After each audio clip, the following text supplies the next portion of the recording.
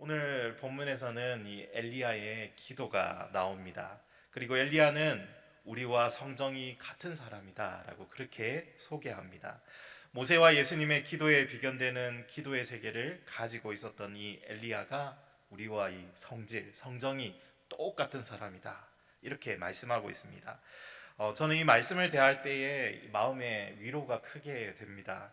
왜냐하면 우리는 참 연약한 존재이기 때문에 정말 자주 실패하고 자꾸만 넘어지고 쉽게 낙심하는 사람이기에 이 마음 한켠에는 결심을 하지만 그 결심이 참 오래가지 않습니다. 작심삼일, 작심삼일도 아니고 어떤 때는 작심일일, 작심 1시간 이렇게 그것도 못할 때가 참 얼마나 많은지 모릅니다. 마음에는 하나님의 뜻을 따라 살기를 간절히 원하지만 그 뜻대로 살기에는 제 삶이 사실 너무나 부끄럽기 짝이 없습니다. 정말 간절히 원하면 하루는 그렇게 살지만 일주일은 또 살기 어렵고 열흘은 더더욱 어렵습니다. 여러분은 한 달 동안 매 순간마다 하나님의 뜻대로 온전히 살아보셨습니까? 솔직하게 우리 다 까놓고 말하면 사실 참 쉽지 않은 것 같습니다. 온전하게 산다는 것. 요즘 말로 이 쿠쿠다스 멘탈 예전에 유행하긴 했는데요. 크리스탈 멘탈 뭐 그렇게 부릅니다. 아이들 과자 중에 그 쿠쿠다스 하얀 봉지 요즘에 뭐 알록달록 많이 나오는데 이 과자 특징이 있죠. 한번 떨어뜨리면 깨진다라는 이러한 이 살짝만 떨어뜨려도 깨져 버리는 그런 성질을 가진 과자입니다. 그래서 이 쿠쿠다스 같은 결심을 얼마나 자주 하는지 모릅니다. 성경적인 표현으로 질그릇 같은 이 깨지기 쉬운 결심을 늘 가지고 있지 않는가. 우리는 저마다 이런 허약한 육신의 장막을 가지고 살아갑니다. 그래서 이런 연약한 나 같은 사람과 이 감히 엘리야가 똑같은 성질을 가지고 있다고 하니까 사실 크게 위로를 얻는 것이죠. 그런데 엘리야가 우리와 성정이 같다고 그랬는데 그렇다면 저도 엘리야가 했던 일들을 잘 할 수 있겠죠. 하늘에서 불이 막 내리고 이 질문에 저 스스로가 사실 긍정적으로 대답하기가 참 힘든 것 같습니다. 스스로 생각하기에도 아마 그렇지 않을 걸 아닐 거야 하는 이 마음에 이 확신이 쓱 스며드는 것 같습니다. 그래서 위로받고 솟아올랐던 그 마음이 다시 그냥 쪼그라드는 것 같아요.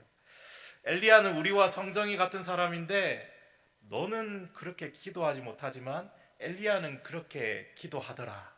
오늘 성경 말씀이 마치 그렇게 저에게 말해주는 것만 같습니다. 엘리야는 우리와 똑같은 사람인데 나는 그런 기도의 세계를 가지지 못하고 있고 엘리야는 놀라운 기도의 세계를 가지고 있더라. 이렇게 들리는 것만 같습니다. 마치 이 동네 뒷산 정도만 올라갈 수 있는 사람에게 저 히말라야, 에베레스트 산을 올라보라고 말하는 것처럼 들립니다. 그런데 여러분, 성경 말씀이 우리의 이런 못난 모습을 증명하기 위해서 기록되었을까요? 이 스스로 위축하라고, 자존감 낮아지라고 야고보 사도가 기록한 것일까요? 아니면 무엇 때문에 오늘 이 말씀이 기록되어 있을까요? 오늘 이 말씀을 대하면서 바로 이런 의문을 갖게 됩니다. 이 말씀이 우리를 절망시킬 수도 있고 이 말씀이 우리를 위로할 수도 있는 겁니다. 엘리야는 우리와 성정이 같은 사람이로되 우리는 그와 같이 기도할 수 없지만 엘리야는 그렇게 기도하였다 이야기한다면 우리는 절망하게 될 것입니다. 그러나 엘리야는 우리와 성정이 같은 사람이었고 우리도 그와 같이 기도의 세계를 가질 수 있다라고 말씀하시는 것이라면 비로소 우리는 큰 위로와 용기를 얻을 수 있게 되는 것이죠. 그리고 중요한 사실은 하나님의 말씀을 읽는 자를 저 밑바닥으로 끌어내리기 위해서, 절망시키기 위해서 이 말씀이 기록된 것은 아니라는 사실을 우리는 반드시 기억해야 할 겁니다. 너희는 그렇게 기도할 수 없으니까 다시는 이 기도의 세계에 얼씬도 말아라. 발도 들여놓지 마라. 열망하지도 말고 욕심도 갖지 마라. 이렇게 뜻하는 것일까? 그렇게 성경이 우리로 하여금 너 자신을 알라. 우리 사투리로 너의 꼬라지를 알라. 이렇게 하면서 포기시키기 위해서 기록된 말씀일까? 결코 그렇지 않죠. 우리는 연약함 때문에 자주 절망하고 때로는 우리의 속물근성 때문에 스스로 부끄러워하고 자주 넘어짐으로 이 낮은 자존감을 가지고 그렇게 살아가고 있는 이런 나에게도 엘리야와 같이 동일하게 기도의 세계를 간직할 수 있노라고, 그러한 기도를 할 수 있노라고 오늘 하나님의 말씀은 격려하고 위로하고 용기를 주기 위해 기록된 것임을 믿습니다. 그래서 엘리야가 우리와 똑같은 사람이었다는 이 말씀은 우리에게 사실 큰 위로가 되는 말씀인 것이죠. 엘리야가 그렇게 기도할 수 있었듯이 하나님은 오늘 주님의 모든 백성들이 그와 같은 자리에, 그와 같은 수준에 이르기를 원하고 계시는 것입니다. 오늘 하나님께서 우리 모두가 엘리야와 같이 그런 기도의 세계를 갖기를 간절히 원하신다. 이 사실을 우리는 반드시 기억해야 합니다. 야고보 사도는 바로 그와 같은 하나님의 뜻을 오늘 우리에게 가르쳐주고 있는 것입니다. 그렇다면 이 엘리야가 가졌던 그 기도의 능력은 대체 어디서 온 것일까? 엘리야는 우리와 성정이 같은 사람이로되 그가 비가 오지 않기를 간절히 기도한즉 3년 6개월 동안 땅에 비가 오지 않았고, 간절히 기도한즉 그는 하나님 앞에 간절히 기도하는 사람이었다. 이거 알 수 있죠. 먼저 우리가 여기서 이 간절한 기도에 대해서 잘못된 이 추론을 내리면 안 됩니다. 예를 들어서 간절하게 기도하면 이런 기도의 능력을 가질 수 있는 것이군 하고 생각하는 것은 사실 잘못된 추론으로 이어지게 됩니다. 간절히 기도한 즉 3년 6개월 동안 땅 위에 비가 오지 않았네? 그가 간절히 기도한 그 행위, 그 모습 때문에 비가 오고 오지 않은 것이 아님을 우리가 알아야 합니다. 간절히 기도한 즉 비가 왔다고 되어 있는데, 우리는 여기서 이 엘리야가 간절히 기도하게 만들었던 그 이유가 무엇인지 먼저 생각해 봐야 하는 것입니다. 무엇이 그로 하여금 그렇게 하나님 앞에 간절하게 만들었을까? 무엇이 그를 자기 영혼과 육신 전부를 다 바쳐서 불태우는 그러한 기도 가운데로 들어가게 만들었던 것인가? 그것을 먼저 생각해 봐야 합니다. 그리고 그렇게 간절하고 뜨겁게 기도하게 만들었던 바로 그 무엇 때문에 하나님께서 그의 기도를 들으셨다라는 이 사실을 우리는 인식해야 합니다. 우리 히브리서에 보면 예수님의 기도에 대해서 기록하고 있는데, 예수님께서 육체를 입고 이 땅에 계실 때의 심한 통곡과 눈물로 하나님 앞에 기도했다라고 기록하고 있습니다. 우리는 이 예수님의 기도의 삶을 거기서 엿볼 수가 있는 것이죠. 그러나 여러분, 이 심한 통곡과 눈물은 기도하는 예수님의 자세를 말한 것입니다. 그것은 기도의 자세를 이야기하는 것이죠. 지금 이 엘리야가 간절히 기도했다고 말씀하고 있는데 그것도 이 기도의 자세를 이야기하는 것입니다. 그런데 그와 같은 기도의 자세를 갖게 만들었던 이유가 이 엘리야에게 있었던 것입니다. 마찬가지로 예수님도 마찬가지죠. 예수님께서 그렇게 심한 통곡과 눈물로 기도하지 않으면 안 되었던 이유가 그 속에 있었던 것입니다. 우리는 바로 거기서부터 시작해야 하는 것입니다. 저와 여러분의 마음속에 그렇게 간절하게 영혼과 육체를 불태우고 삶을 하나님 앞에 모두 바쳐드리게 만드는 그 무언가가 없다면, 아무리 내가 주님 앞에서 열정적으로 큰 소리로 오랫동안 기도한다고 할지라도 그 기도는 아무런 능력이 없는 것입니다. 우리는 이 사실을 기억해야 하는 것이죠. 많은 사람들이 이런 생각을 하는 경향이 있습니다. 내가 큰 소리로 열정적으로 큰 기도를 하면 하나님께서 그 기도를 듣지 않을 수 없을 것이다, 이렇게 생각합니다. 그래서 우리가 하나님께 열정적으로 기도하면 하나님은 반드시 들어주시는 어떤 강제력이 있을 것처럼 생각하는 경우가 참 많습니다. 그러나 우리의 간절함과 뜨거움과 큰 목소리와 그 흘리는 땀방울이 하나님 앞에 무슨 강제력을 갖는 것이 결코 아닙니다. 하나님께 그런 강제적 제약은 없죠. 우리는 우리의 모든 것들로부터 자유로우신 분이십니다. 하나님은 주권을 가지고 계시고, 우리가 아무리 열과 성의를 다해 기도한다 한들 하나님은 그 기도를 돌아보지 않으실 자유와 주권을 가지고 계십니다. 그렇게 돌아보지 않으실 때에도 그 누구도 하나님께 항의할 수 없습니다. 주님, 제가 이렇게 땀을 흘리고 기도했는데 왜 안 들으십니까? 주님, 제가 이렇게 기도하느라고 목이 쉬었는데 왜 제 기도를 듣지 않으십니까? 주님, 제가 이 기도하기 위해서 얼마나 땅바닥을 내리쳤는지 아십니까? 손에 껍질이 다 벗겨지고 먹는 것을 보십시오. 주님, 제가 소나무를 10뿌리나 뽑았습니다. 그렇게 하나님 앞에 말씀드려도 하나님께서는 그 말에 귀를 기울이지 않으실 수 있는 것입니다. 단순히 외적으로 우리가 간절한 것처럼 보이는 수없이 많은 행동과 수없이 많은 외침을 토해낸다 할지라도 하나님은 그 기도를 들으실 아무런 의무가 없으십니다. 주님은 참으로 자유하신 분입니다. 사랑하는 성도 여러분, 엘리야에게는 그로 하여금 그렇게 간절히 간구해야 했던 그 무언가가 있었습니다. 그로 하여금 뜨거운 눈물을 흘리지 않으면 안 되게 만들었던 그 무언가가 그 속에 있었던 것입니다. 그리고 하나님께서는 응답하지 않으시면 안 되는 그 무언가가 그 안에 있었던 것이죠. 예수님께서 심한 통곡과 눈물로 얼마나 간절하게 기도하셨던지, 땀을 흘리셨는데 마치 핏방울이 떨어지는 것처럼 새빨간 이 땀이 떨어지게 됩니다.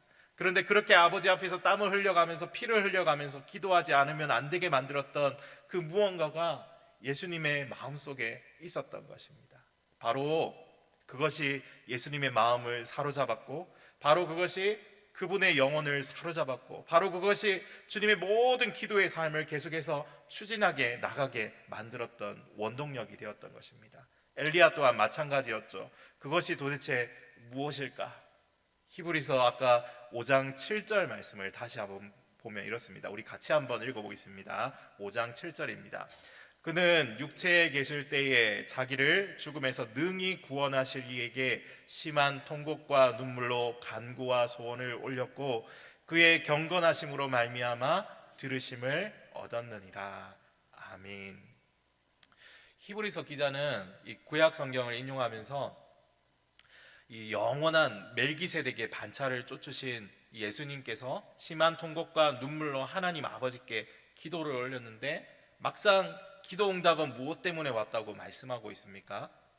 그분이 열심히 기도해서 피처럼 땀방울 흘려서, 그게 아니라 그 뒤에 있는 말씀이었죠. 그의 경건하심으로 말미암아 들으심을 얻었느니라 기록하고 있습니다.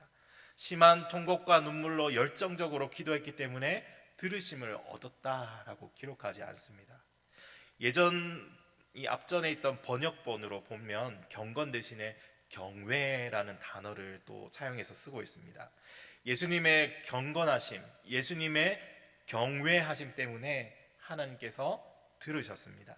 그러니까 예수님으로 그렇게 심한 통곡과 눈물로 하나님 앞에 기도하게 만들었던 것은 다른 것이 아니라 그분의 경건, 그분의 경외하심이었습니다. 이 경외하심은 바로 하나님에 대한 사랑과 두려움의 표현이죠. 이 경건은 하나님께 대한 예수님의 또한 순종을 나타냅니다. 그래서 하나님의 이름이 영화롭게 되기를 간절히 원하셨고, 하나님의 나라와 그분의 뜻이 이 땅에 이루어지기를 원하셨고 열망하셨던 주님은 이 아버지의 뜻을 행하는 것을 당신의 양식으로 삼으셨다 말할 정도로 그 하나님 앞에 복종하고 순종합니다. 주님은 이 땅에 살아가는 목적을 아버지의 뜻이 이 땅에 이루어지는 것이라고 말씀하셨습니다. 그리고 그 뜻을 이루는 것으로 힘을 얻으셨던 것입니다. 이 수가성 여인을 만나면서 예수님께서 제자들에게 말씀하셨잖아요. 양식을 얻어온 이 제자들을 보고 이 아버지의 뜻을 이루는 것이 바로 내가 먹을 양식이다. 주님의 이 양식이 된다라고 말씀하십니다. 지상에서 예수님의 사역은 수없이 밀려오는 사람들을 상대하고 그들을 향해서 말씀을 증거하는 것이었습니다. 그것만으로도 고단하고 힘들고 어려운 사역이었는데, 게다가 이 대적들은 이 바리새인들, 이 나쁜 놈들이 얼마나 이 예수님을 걸고 넘어졌습니까? 언제든지 이 넘어뜨리고 죽이려고 기회를 엿보고 있었습니다. 그럼에도 불구하고 그 피곤해 지친 육신을 이끌고 한적한 곳에 항상 그곳을 향해 나아가셨습니다. 그리고 그곳에서 아버지의 이름을 불렀던 것이죠. 아버지와 이 사랑의 교제를 나누시면서 그분은 그 모든 피곤과 모든 연약함을 이길 수가 있었습니다. 그리고 그분은 마침내 십자가를 향하여 나아갈 수가 있었습니다. 왜냐하면 그 겟세마네 동산에서 간절하고 처절하게 기도하셨기 때문이죠. 그때 주님이 기도하셨던 것은 바로 아버지의 뜻이었습니다. 아버지의 뜻을 놓고 그렇게 처절하게 기도를 드렸던 것입니다. 아버지여, 내 뜻대로 마옵시고 아버지의 뜻대로 되기를 원하나이다. 그것이 그 기도의 결론이었습니다. 아버지의 뜻을 마음속에 품었고, 아버지의 뜻이 그 뜻을 마음속에서 열망하셨고, 아버지의 뜻을 사랑하셨으며, 아버지의 뜻이라면 당신의 목숨까지도 아끼지 않고 내어놓기로 작정하셨던 것입니다. 아버지의 뜻이라면 당신이 죄인의 낙인이 찍히고 하나님의 진노와 저주 아래 놓인다 할지라도 능히 그것을 감당하겠다는 그런 각오, 그러한 결심으로 일어섰던 것입니다. 마침내 기도로 말미암아 예수님은 우리의 구속을 위해 당신 자신을 내어 던지게 됩니다. 아버지의 뜻을 이루기 위해 오셨고 그분의 평생이 아버지의 뜻 가운데 있었던 것입니다. 그렇게 심한 통곡과 눈물로 기도하게 만들었던 것이 바로 그것입니다. 경건함으로, 경외함으로 아버지의 뜻을 받드는 것이었습니다. 아버지의 뜻이 아들의 뜻으로 변하는 순간 자신을 아버지께 온전히 드릴 수가 있었고, 그리고 우리의 구속은 완성될 수가 있었던 것입니다. 우리가 이 땅에 존재하면서 오늘 이렇게 모여서 주님의 말씀 듣고 또 주님 앞에 기도하기를 원하고, 우리의 추악함과 부족한 것과 연약한 것에도 불구하고 그렇게 주님 앞에 주님을 위해 살기를 간절히 열망하게 된 것도 바로 예수 그리스도께서 기도 가운데 승리하셨기 때문입니다. 여러분, 엘리야 선지자가 간절히 기도하니까 3년 6개월 동안 땅에 비가 오지 않았습니다. 그로 하여금 그렇게 간절하게 기도하게 만들었던 그것이 무엇입니까? 그것은 이스라엘의 살아계신 하나님이었습니다. 그의 마음을 사로잡고 있었던 것은 하나님은 살아계시다는 것이었습니다.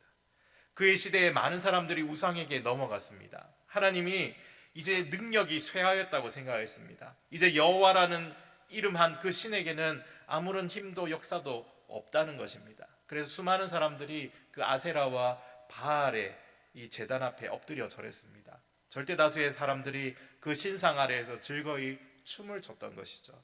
850명의 사람들이 거짓 신을 위한 제사장이 되어서 이스라엘 땅 곳곳에서 우상 섬기기를 선동하였습니다. 이후에 엘리야가 하나님 앞에 외쳤던 말이 있죠. 모든 사람들이 바알과 아세라를 섬기러 갔고 이제는 하나님, 나밖에 안 남았습니다. 나밖에 없습니다. 실제로 하나님께서는 근데 이 하나님께서 예비하시고 보호하셔서 또 많은 사람들을, 믿음의 사람들을 숨겨 놓으셨지만 엘리야는 그 당시에 자기만 있는 줄 알았습니다. 전혀 그런 사실을 몰랐죠. 엘리야가 그렇게 말해야 할 만큼 그 땅은 절망적인 상황으로 변했던 것입니다. 하나님의 살아계심에 대한 그 믿음을 가지고 있었던 엘리야, 하나님의 살아계심과 그 영광에 대한 열망과 사랑이 그 마음속에 있었던 엘리야는 이 가짜 신을 섬기는 그 모든 현실들을 두고 볼 수가 없었던 것입니다. 그래서 그는 하나님 앞에 엎드려 기도드립니다. 이 땅에 하나님의 영광을 보여주시기를 간절히 원하면서 하나님의 살아계심과 하나님의 영광이 그들 가운데 나타나기를 기도했던 것이죠. 그 뜻이 엘리야의 간절한 소원이었고 그 소원이 그로 하여금 하나님 앞에 엎드려 기도하게 만들었던 것입니다. 여러분, 간절한 기도가 어디에서부터 나오는 것입니까? 내 육신적인 소망과 내가 이루고 싶은 어떤 욕망, 기대에서 나오는 것입니까? 아닙니다. 이 간절한 기도는 하나님의 영광과 하나님의 뜻에 대한 그의 사랑 때문에 나오는 것입니다. 하나님을 경외함으로, 하나님을 사랑함으로, 하나님의 뜻에 순종함으로 그의 들으심을 얻었습니다. 바로 그것이 그로 하여금 하나님 앞에 간절하게 기도하게 만드는 것입니다. 하나님 뜻에 대한 그 열망과 사랑을 마음에 품고 있는 바로 그 한 사람이 하나님 앞에 간절하게 기도하게 되어 있는 것입니다. 요한일서 5장 14절 말씀에 이런 말씀이 있죠. 그를 향하여 우리가 가진 바 담대함이 이것이니 그의 뜻대로 무엇을 구하면 들으심이라. 우리가 하나님의 뜻을 이해하고 그 깨달음 때문에 우리의 마음속에 하나님을 사랑하며 하나님의 뜻을 깨달고 하나님의 뜻이 이 땅에 이루어지기를 간절히 열망할 때, 그때에 우리는 하나님 앞에 간절하게 기도하게 되는 것입니다.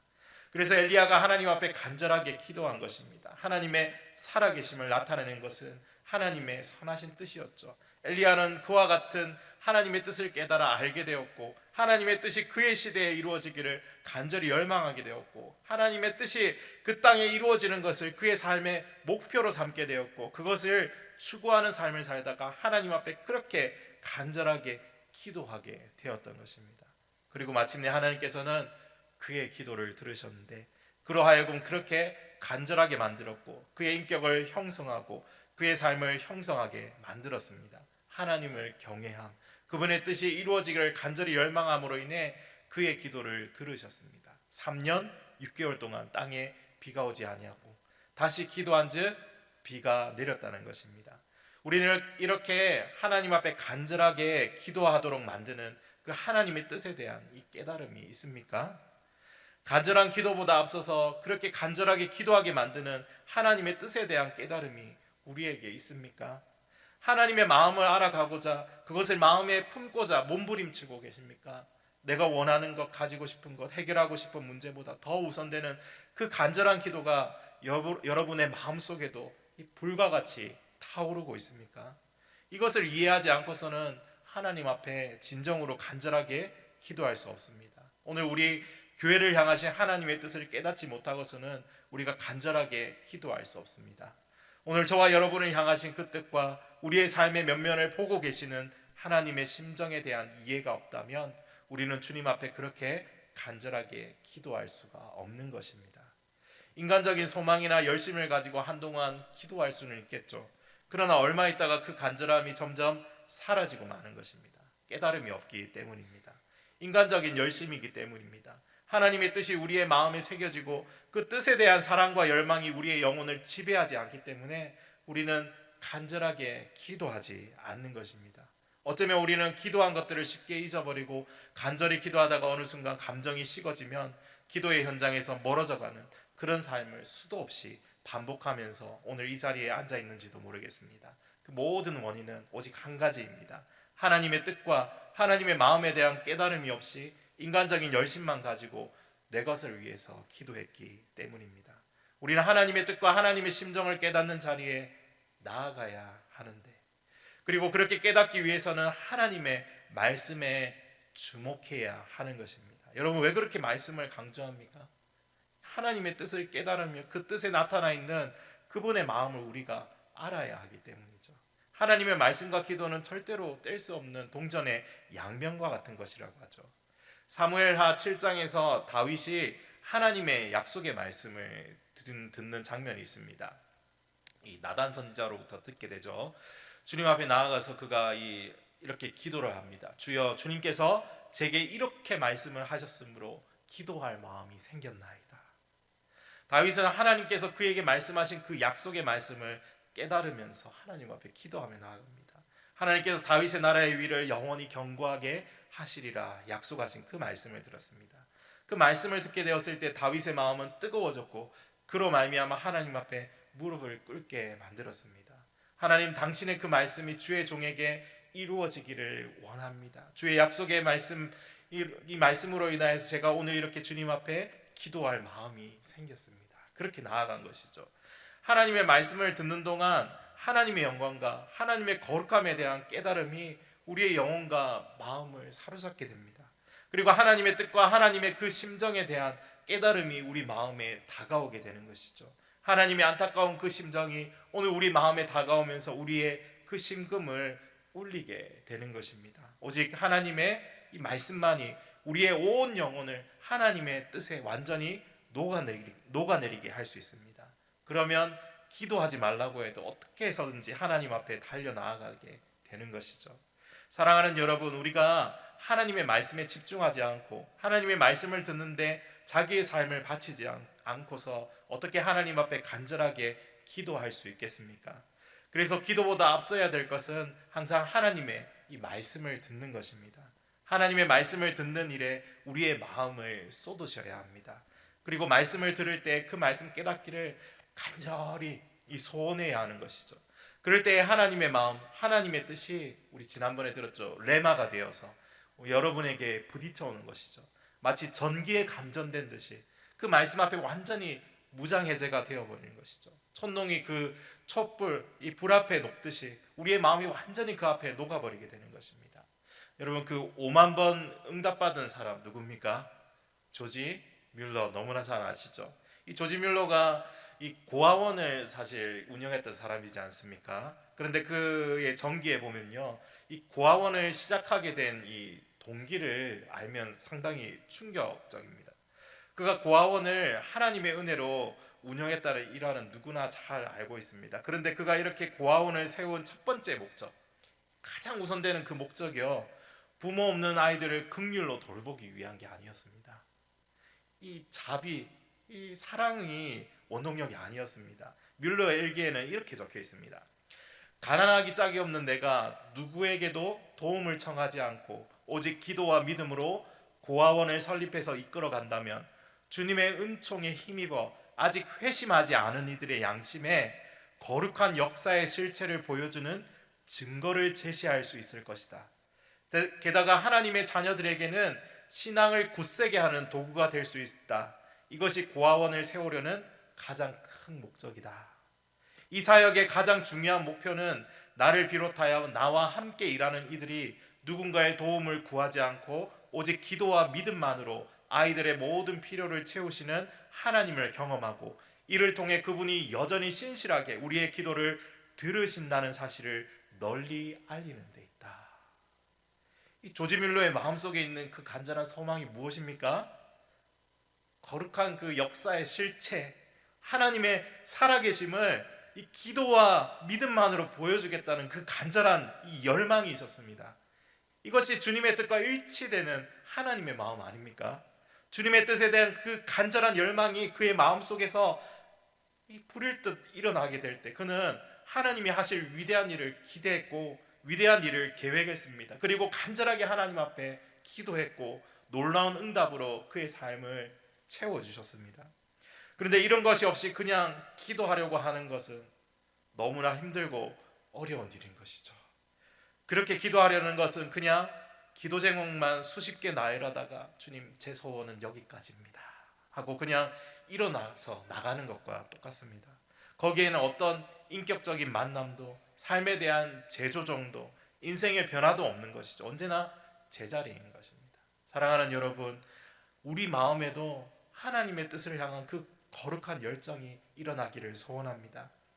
이전에 우리는 마귀 백성, 마귀의 자녀였죠. 죄의 종노릇해서 죽을 수밖에 없는 그런 존재들이었습니다. 그런데 예수 그리스도 그 십자가 은혜 공로로 우리는 변화되었습니다. 기도는 우리를 하나님의 친백성, 친자녀로 변화시켜 가시는 도구이죠. 그래서 기도하는 사람이 예수님을 닮아 더 거룩하게 변화되도록 하나님께서 우리를 이끌어 가십니다. 먼저 우리의 마음이 변화되어야 합니다. 그리고 그렇게 주의 뜻을 간절히 열망하게 되는 상황에서 이제는 실제로 이 기도를 실천해야 하는 것입니다. 기도를 실천해 나가는 동안에 우리는 마음속에 이 단호한 결심을 가져야 되는 것이죠. 간절히 지속적으로 뜨겁게 어떤 방해가 와도 계속 기도하기를 단호하게 결심해야 합니다. 왜냐하면 마귀는 하나님의 백성들이 기도하기로 작정하면 그때부터 그에게 신경 쓰기 시작하기 때문입니다. 기도하기로 결심도 안 하고 기도도 하지 않는 사람은 그냥 내버려 둡니다. 마귀에게 아무런 위협적인 존재가 되지 않기 때문입니다. 그가 무엇을 하든 마귀는 신경 쓰지 않습니다. 그가 교회에 나와서 열심히 봉사합니까? 신경 안 씁니다. 어디 나가서 무슨 대단한 일을 합니까? 전혀 신경 안 씁니다. 기도하지 않으니까. 그러나 그 사람이 어느 날 하나님의 뜻을 알게 되었고 하나님의 심정을 알게 되었고 하나님을 사랑하게 되었고 이 뜻을 위하여 살기로 마음속으로 작정하게 되었고 그로 말미암아 하나님 앞에 기도하기로 결심하게 되고 나면 그때부터 마귀는 비상이 걸리죠. 어떻게 하면 저 사람을 넘어뜨릴까? 어떻게 하면 기도하지 못하게 할까? 어떻게 하면 실족시킬까? 계속해서 접근하기 시작하는 겁니다. 그때 그를 물리칠 수 있는 한 가지 방법은 바로 이 단호함입니다. 나를 붙잡고 늘어지는 그 피곤함, 앞으로 예상되는 과중한 어떤 업무, 그런 것들 때문에 우리가 얼마나 마음이 약해지고 스스로 이 자리에 드러누워 버립니까? 그래서 이 단호함이 필요합니다. 자리에서 일어나 보면 아무것도 아니었음을 알게 됩니다. 마귀를 대적하라. 그리하면 저가 너희를 떠나리라. 하나님의 말씀은 이 1점 힐획도 틀림이 없습니다. 단호한 결심, 강인한 정신을 가지고 우리에게 찾아오는 그 유혹과 나약해지기 쉬운 우리의 마음을 강하게 먹고 하나님 앞에 엎드려야 합니다. 온 마음을 다해서 그렇게 기도를 실천해야 합니다. 그리고 그와 더불어서 그분의 뜻을 추구해 나가는 이 삶이 또한 뒷받침되어야 되죠. 정말 그 뜻을 이 땅에 이루고자 하는 그 열망을 가지고 불꽃처럼 사는 사람이 그렇게 하나님 앞에 이 불타는 기도를 드리는 것입니다. 여러분은 그런 기도를 드리고 싶지 않습니까? 이 자리에 있는 우리 모두가 엘리야와 성정이 같은 사람들입니다. 우리가 그렇게 하나님 앞에 기도하면서 이 깊은 기도의 세계 속으로 들어갈 수 있습니다. 하나님은 여러분이 그렇게 기도하기를 원하고 계십니다. 그리고 그렇게 기도하는 사람에게 역사하기를 원하고 계시는 겁니다. 하나님께서 우리 교회가 그렇게 하나님 앞에서 기도하기를 간절히 원하고 계시는 것입니다. 그리고 여러분의 기도를 들어 사용하셔서 이 땅에 하나님의 뜻을 이루기를 원하시며 이 땅에 하나님의 영광을 나타내기를 원하십니다. 곤고한 영혼들을 살리시기를 원하고, 나약함과 또 실패와 자기 연민에 빠져있고 낙심 가운데 메마른 광야를 걸어가고 있는 무능력한 자들을 새롭게 하기를 간절히 원하고 계십니다. 사랑하는 성도 여러분, 하나님의 그 놀라운 역사를 목격하면서 그 역사에 동참하는 사람이 되기를 원하시지 않습니까? 이렇게 하나님 앞에 기도하는 사람이 되시기를, 그러한 성도들로 이 에나골의 기도회가 가득 차게 되어 여수순천 광양이 은혜로 뒤덮이고 뒤집어지는 그 역사가 시작되기를 간절히 소망합니다. 우리 한 번 더 따라해 보겠습니다. 기대하고 기도하고 기다리면 기적이 일어납니다. 기도하고 기다리면 기적이 일어납니다. 아멘. 이 말대로 되기를 원합니다.